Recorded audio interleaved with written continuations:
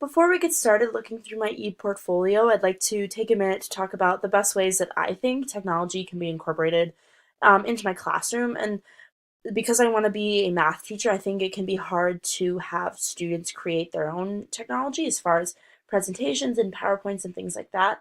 But there are a lot of useful tools that I can use to help students personalize their experience in my classroom.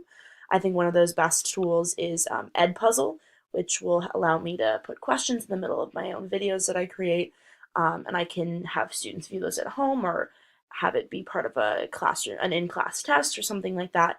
And I can make sure that students are really keeping on track and really understanding the knowledge as it comes to them.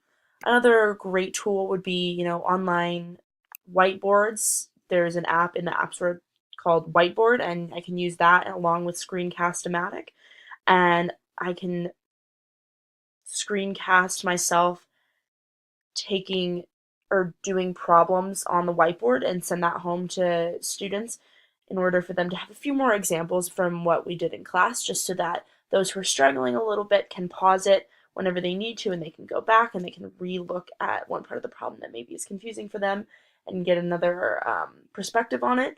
And for those who are, moving along and who are really advanced in the topic that we're learning about that week, they can skip ahead and they can go to parts, they can go re-go over parts that they think they're comfortable with, but just want to test themselves.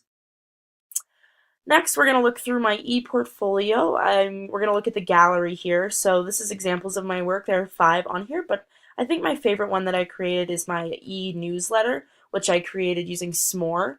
And we can go to this link here. So basically I just talk about, everything that is expected in my classroom, the rules, things we're going to be learning, and it includes a note directly to parents, notes directly to students, and I also included a few QR codes, which is a really useful tool, especially for parents, because I send this newsletter home on paper, and then they can scan these QR codes. This one for extra math resources for their students to get ahead, and this one to view the newsletter online, so that way they can get easier access to my contact information and are able to email me right from their computer. I also included this kids president video just because I think he's inspirational and I really like him, and I think his videos are funny, and I think the kids can relate to someone who's their own age and really understand what he's talking about because he is a peer. So I really loved this project. I think it's so cool, and I think something that I will actually use in my future classroom. Next up, I'm going to talk about my favorite technology that we use in this class. I really, really like Screencast-O-Matic. I think it can be used for so many different things.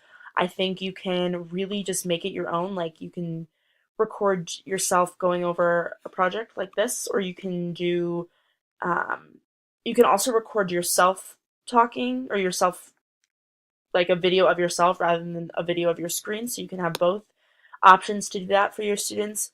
I think it's just really versatile, and it's easy for students to use as well. So if you wanted to incorporate it into a project somehow, maybe asking them to use it on their computer, or record themselves explaining a problem to you, like just verbally, and so that they understand it without even having to do the problem. I think that would be a really cool use of Screencast-O-Matic.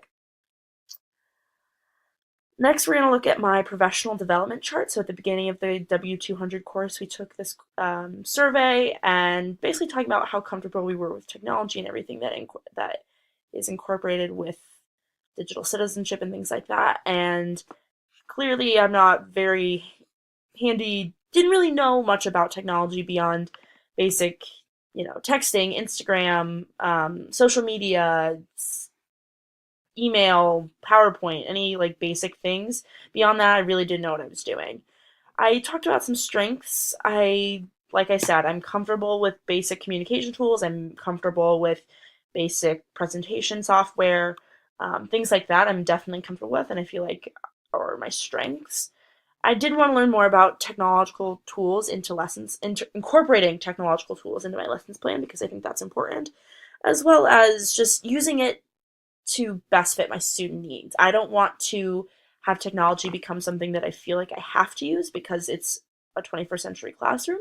I think it's important to use it where it works and to not use it when it becomes a distraction or it becomes um, a waste of time.